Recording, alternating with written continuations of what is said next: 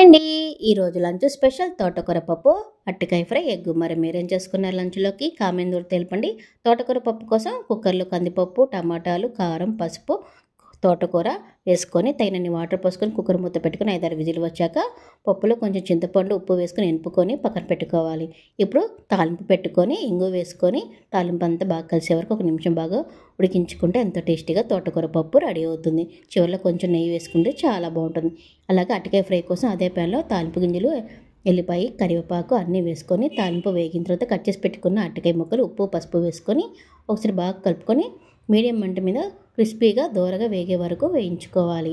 ఇలాగ కొంచెం వేగిన తర్వాత అరటికాయ ముక్కలు కొంచెం మెత్తబడిన తర్వాత తగినంత కారం కూడా వేసుకొని ఒకసారి బాగా కలుపుకొని స్టాప్ చేసుకొని సర్వ్ చేసుకుంటే ఎంతో టేస్టీగా అరటికాయ ఫ్రై కూడా రెడీ అవుతుంది. ఇలా వేడిగా సర్వ్ చేసుకోండి, చాలా టేస్టీగా ఉంటుంది. ఈ వీడియో మీకు నచ్చితే లైక్ చేయండి, షేర్ చేయండి, సబ్స్క్రైబ్.